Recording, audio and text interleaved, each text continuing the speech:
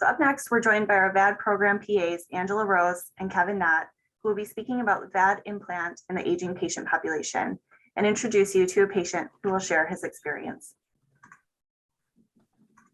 Hi, thank you for allowing us to participate and present for this seminar. So Kevin and I are physician assistants here in the LVAD program. Our duties revolve around taking care of the LVAD patients during the evaluation process, in clinic, and while they're admitted to the hospital. We work on the adult side of the VAD program, but there's also a pediatric VAD program here, so it's safe to say we're able to take care of patients across the lifespan, from small children to patients over 80.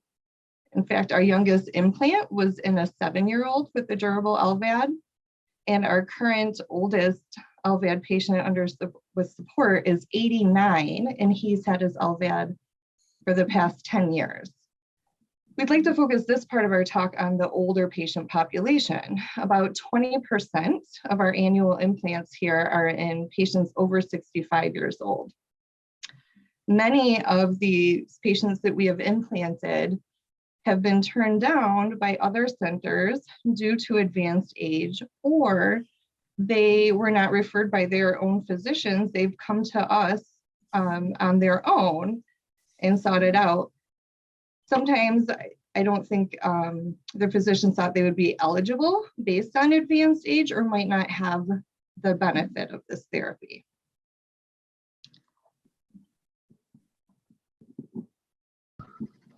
So thanks, Angela, I appreciate it. Thanks, Sarah, I appreciate it. This is Kevin Knott. I'm Angela's colleague in the VAD program and physician assistant realm of taking care of folks. I thought this was an interesting slide personally. Over the years, I've watched many of our patients grow older and watch their grandkids grow older, and it's illuminating. I think it was a little shocking to see patients who were over 70 getting evaluated, but then pleasantly surprising to see people over 70 and over 65 getting back to a good quality of life. And this slide from the Journal of American College of Cardiology kind of illustrates that. It's broken down into cohorts. But you can see essentially it's broken down into 3 cohorts: under age 65, age 65 to 75, and age 75 at implant. And you can see essentially that is illustrating that patients' self-reported quality of life and their 6-minute hall walk distances improve dramatically across the different cohorts. So age in and of itself is not a barrier. We do a thorough evaluation and make sure that at whatever age people are implanted, they, when we think that they will do well, we actually do quality of life pre-VAD and post-VAD, and that's where this data comes from. And we do 6-minute hall walk distances pre-VAD and post-VAD. And so this is hard data that captures what some people may have a prejudice towards, and an older population is not thinking that older folks will recover and successfully enjoy a good quality of life. So rather than go into many slides, I'm going to just introduce Howard Morris. Howard is a patient of ours. He had a VAD implanted in 2019. I'm not going to age Howard prematurely and tell you what cohort age group he's in, but Howard is a very active gentleman. He was active before his LVAD, and he has been quite active. He probably has more frequent flyer miles than I do. Howard has a business, he travels, and he's the only VAD patient I know who has flown a plane, not flown in a plane, flown a plane. Howard, I'd like to turn it over to you and tell us a little bit about your experience, kind of what you thought going in, some of the good points, some of the bad points, and how life's going for you now. Appreciate you joining us, Howard. Yeah, my pleasure. Hi, everybody. Well, I'm happy to plug myself into one of those cohorts. I'm 66, be 67 in July. One of the things I thought would be fun for this presentation would, I've put together some PowerPoints, slides in a PowerPoint presentation, probably not like some other data-filled PowerPoints you've been digesting all day. But let me try to share my screen and I'll talk through these things. Let's see. There we go.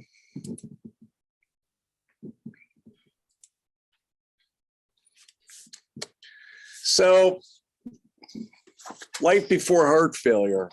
As Kevin said, I've been an active fellow for most of my life, been involved in a lot of things.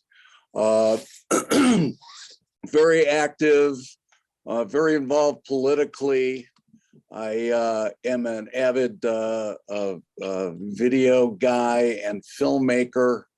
My wife and I had horses for years and very much enjoyed that. Very much enjoyed the water. Unfortunately, I had to get my full fill of that before getting the LVAD. We'll talk about that later.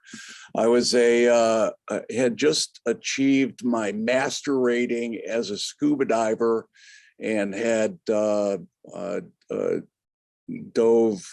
in locations all around the world. And as Kevin mentioned, I'm a private pilot, got my license back in 1981.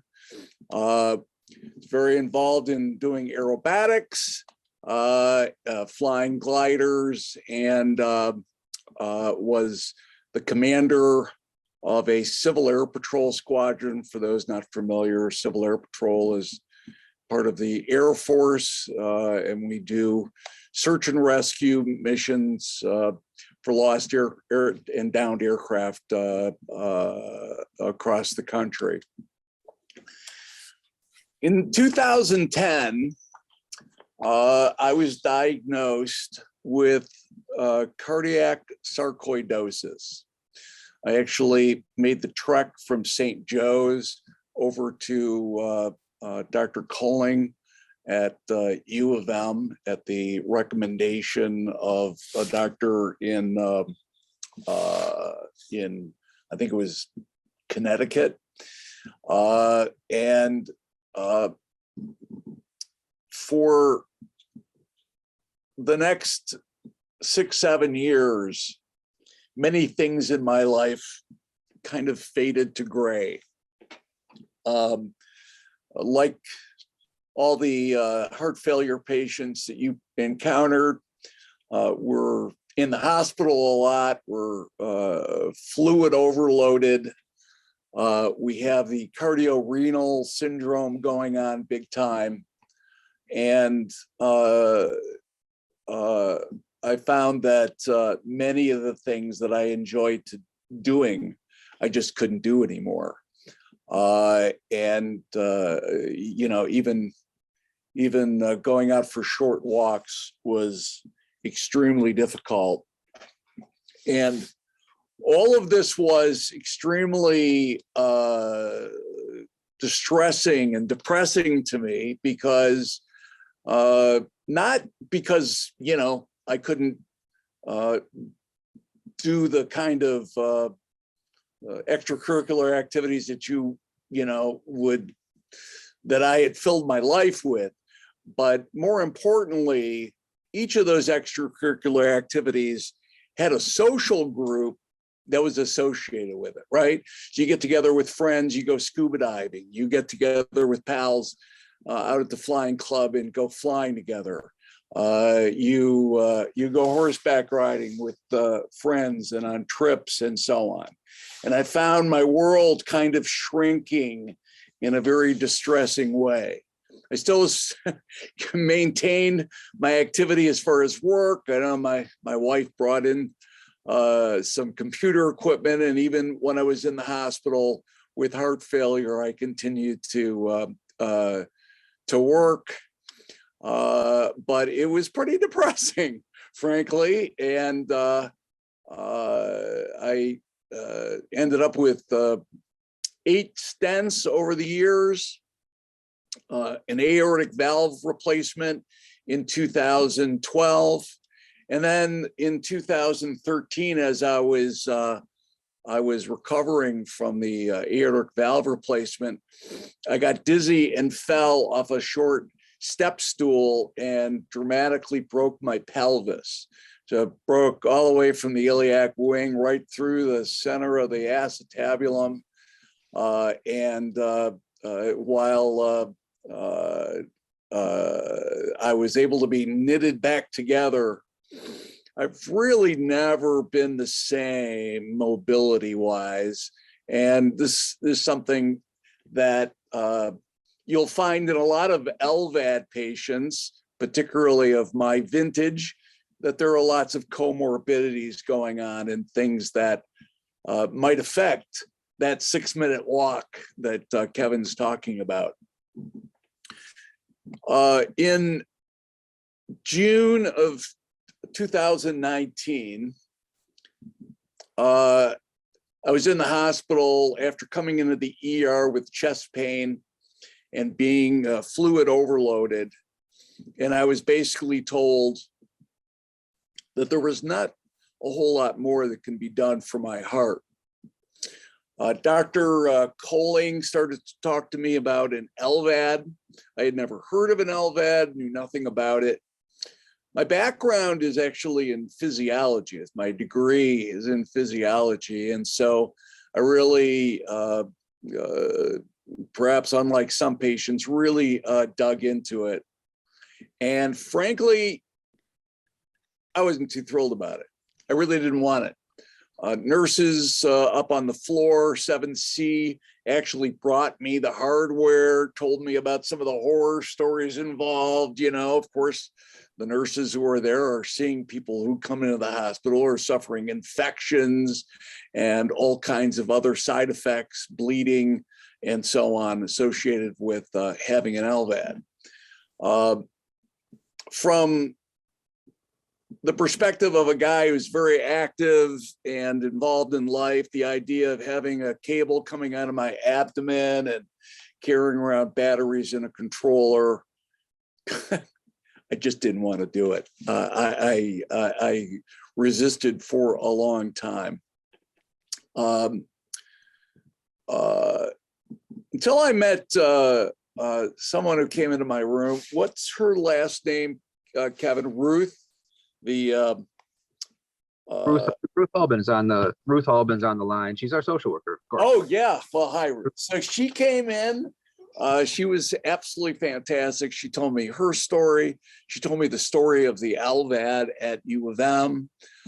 She told me about successes that they've had, trials and tribulations that they've had. And she gave me a book that she wrote, which was a compilation of stories of other LVAD patients across the age spectrum.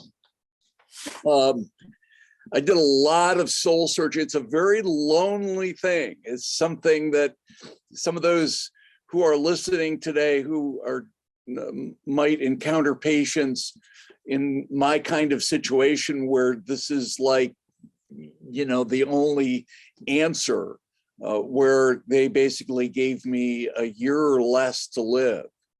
As you start sorting through the options, it really is a lonely thing. I mean, obviously your family's going to say, well, of course you're going to do anything that you have to do to stay alive, Dad, right?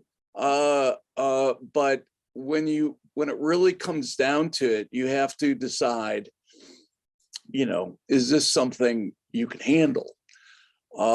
Frankly, at this time, I did not think that I was going to qualify to have an LVAD. And the reason was that my kidneys were in such poor shape because of the cardiorenal synergy that, you know, I just didn't fit the protocol of someone who would qualify to have an LVAD.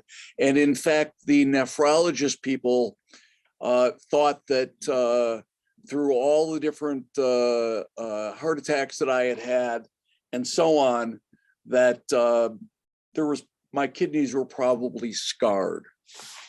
And so after doing research, after talking to Ruth, after talking to a couple LVAD patients, I sort of kind of started to sneak back into it. But that was in June. I didn't want to stay in the hospital and just proceed directly to an LVAD if I was going to qualify for it. I wanted to get down to Florida. I wanted to see my dad, who had been diagnosed with ALS.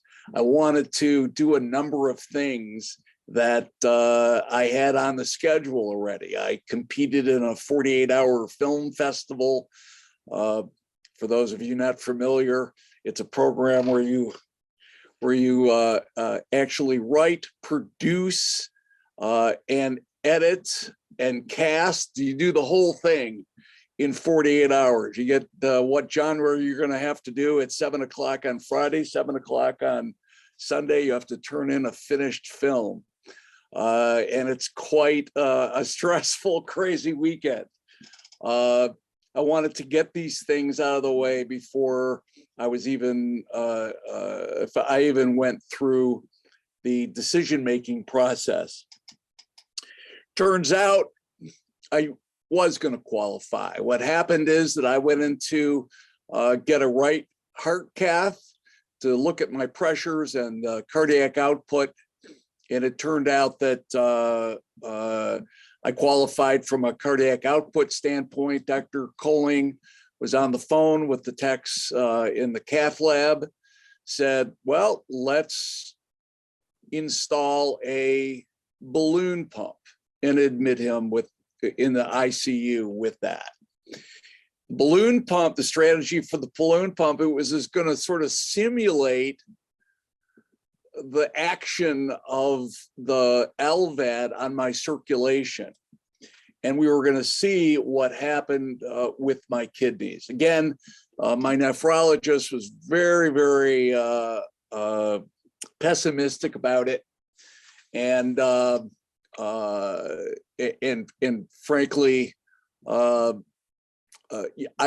just didn't think I was going to be able to do it. Well, a crazy thing happened. My kidneys started producing urine like there was no tomorrow. I had nurses coming in almost in tears. They could not believe how much urine I was producing. The nephrology people came in there and said, you know, this is the closest thing to a miracle I've seen in a while. And, you know, Dr. Pagani came in and talked to me about this procedure and told me that it was going to be the hardest thing that I'd ever done in my life. Was I ready for it? I got together with my rabbi. I again talked to friends and family and basically weighed out the advantages and disadvantages and what was ahead of me in terms of the struggle to become an LVAD patient. And I think I remember telling Ruth, you know, I'm fully on board. Let's do this thing. And I got to tell you, I was scared. I didn't know whether I would go into surgery and not come back. While I had faith in Dr. Pagani and his wonderful team, it really made me think about my life and what was potentially ahead, and came to grips with the fact that, you know, this could be it. But it wasn't it. You know, I went through the mad scientist stuff in the ICU. Visitors of mine were absolutely amazed at the technology and the number of wires and tubes and so on. I had a lot of hallucinations from the drugs. I wondered what the hell I'd gotten myself into. But slowly and surely, under the able hands of Dr. Pagani and his team, started getting up, started walking. My wife came in and got trained on doing dressing changes and doing the whole sterile thing. I got familiar with this thing that was implanted in my chest, and the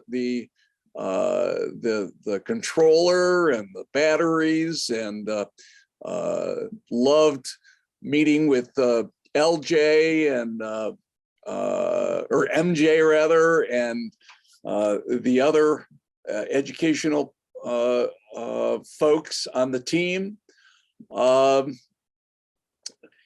And I was lucky enough to be able to stay in the hospital after I was done on the surgery floor, had been discharged from ICU, did the surgery floor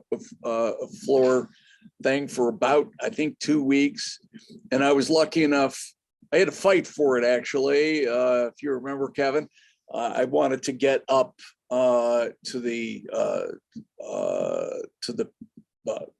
physical therapy, in-house physical therapy team, the PNMR, if I'm not mistaken. That's right. The PMR service. The Yeah. Physical. Yeah. Exactly. And strength training. Yep, for sure. so it was both PT and OT, and it was absolutely first class. I couldn't have been more lucky and just fortunate to be exposed to this team, and they did things to help me build my balance, build my confidence, and build my strength. And then I was discharged. One interesting thing was, one of the things you learn as an LVAD patient is there's a lot of rules. Got a protocol that they got to keep. They have rules and guidelines and things that you have to do and things that you're expected to do and so on.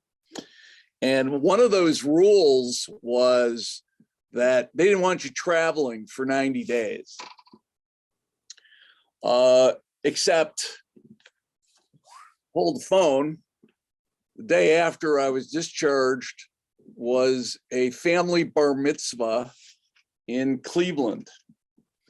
And I sat down with Dr. Pagani and his team and pleaded my case that something that I had learned through all the heart failure stuff and all the stuff that I'd been through, recovering from the broken pelvis and the hip replacement and all that, all the stuff that I've been through, the aortic valve replacement, etc., is that the faster you can get back to life, the faster you can start acting and doing and relating to people in your life like a normal person, the faster you will recover from whatever you've gone through. And the LVAD was no exception.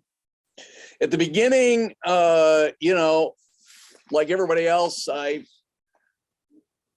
dealt with what was the most difficult problem for an LVAD patient, and that is where. How do you deal with this Frankenstein thing that so you're walking around as a science experiment? And I actually helped moderate a LVAD support group online. Find a lot of people are walking around with their wires hanging out and all the machinery and so on. People ask questions and so on. From the very beginning, I have always wanted to not do that. I have wanted to try to wear clothing and dress in a way where I am as close as humanly possible in appearance to what I was before this whole LVAD journey started. So I started looking at various vests. This one I actually got while I was in the hospital.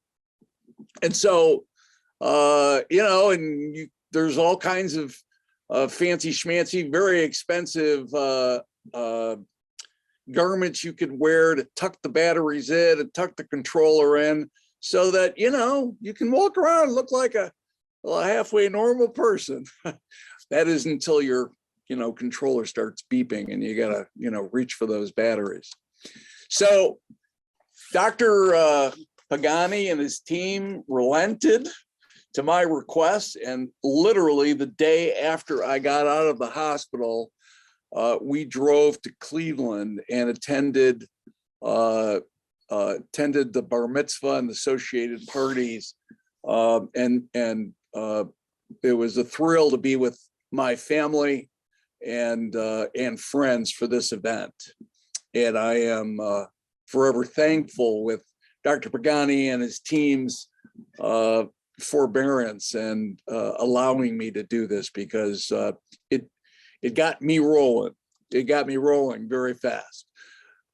I got to say this. One of the most important things in the journey of an LVAD patient is the person who is their partner in life. In this case, my wife of 36 years. I literally don't think I would have survived this without her. She is amazing. And, you know, not only, I always tell people that she's the only one really in my life, aside from you, Kevin, and the team, who really knows what I'm going through. And the ups, downs, good, bad, the ugly of being an LVAD patient. And it's not always pretty, and it's not always fun. I had a exercise machine brought into my office, which is actually right behind me over there. And so I've used that. I attended cardiac rehab at Domino's Farms. And those people are, I think I've been through that cycle about 4 times now, through all the heart failure and stents and so on. Absolutely fantastic team. I miss them tremendously, even though I don't necessarily want to go back, but these are fantastic, fantastic people. This is what I do professionally. So one of the things I do is, you know, edit, produce video. This happened to be an independent film that I was editing. I do marketing work. If this picture was basically taken from right behind me here. I'm, you know, back to doing camera work. I'm back to, you know, winning awards and attending award banquets and so on. I also do a lot of trade show exhibit, very large trade show work. I'm back on the road doing those. And something very important to me, it was a very interesting thing. My father came down with ALS. I'm a model after him in terms of activity and drinking in life. And for a while, particularly during the heart failure, when the heart failure got at its worst, it was a race to see who was going to die first. As weird as that sounds. We were both comparing notes. He was like, I can't walk across the room. And I'm like, well, I can't walk across the room either. And the implant of an LVAD saved my life and allowed me to be with my dad in his final days with ALS, a cruel and just amazingly ugly disease. And if for no other reason, I was very thankful to be in the place that I was with the LVAD in those days following release from the hospital to get down and be with dear old dad. Slowly got back to activity.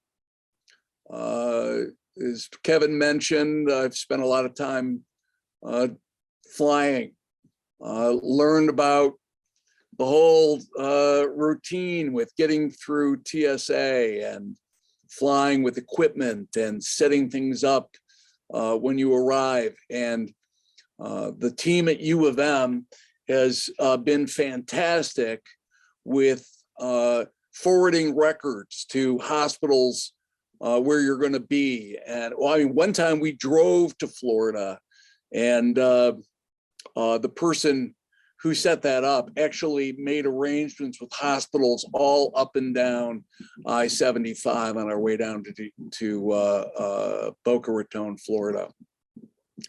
And I discovered that at a party that I attended, that the FAA actually had a little loophole that while I would never, I don't expect to ever get my FAA medical back so I can fly some of the kinds of airplanes that I used to fly, the twin engine airplanes, the high performance complex airplanes, that I could actually fly. I could get my glider rating and fly gliders. And it happens that a club that I'm familiar with through the Civil Air Patrol, that it's run by the Tuskegee Airmen, believe it or not, out at City Airport, actually has a fleet of motor gliders. So this is a glider with an engine. And so I had the privilege of being able to jump back in the cockpit, take control of the airplane, and I'm about 3/4 the way to earning my glider rating and being able to fly these airplanes legally, even with an LVAD. A couple weeks ago, I had the opportunity to do some formation flying with others in the club. And we were over downtown Detroit, and it was an absolute thrill to do it. Howard, we've just got a few minutes left, okay? Okay. Thank you. I'm still playing the drums. I'm still going out to eat. We attended my son's wedding. These are the important things that someone who is dying from heart failure is lucky to be able to do. It's an absolute blessing to be able to be with your grandson, to be with friends and family and your kids, and of course your wife. And we're expecting little ones from my son and my daughter-in-law sometime in the next couple years, and I will be there hopefully for that journey as well. So that's that kind of paints you a picture. If there's any questions, I'm happy to field them if there's any time. Thanks, What a Howard. fantastic, yeah, go ahead, Kevin. No, Howard, well done. And I much appreciate your time and your enthusiasm and your honesty before and after the VAD. It's really been a pleasure. Those are some fantastic pictures. It's certainly, what do they say? The unexamined life is not worth living, and your life is certainly, it's been a pleasure to see you be able to participate in all that. Well, it's a fantastic blessing. It's what it is. What a great story. Thank you so much for sharing with us. We truly appreciate it. Are there any questions? Not a question. I just want to say thank you so much, Howard, for sharing all of that. My pleasure.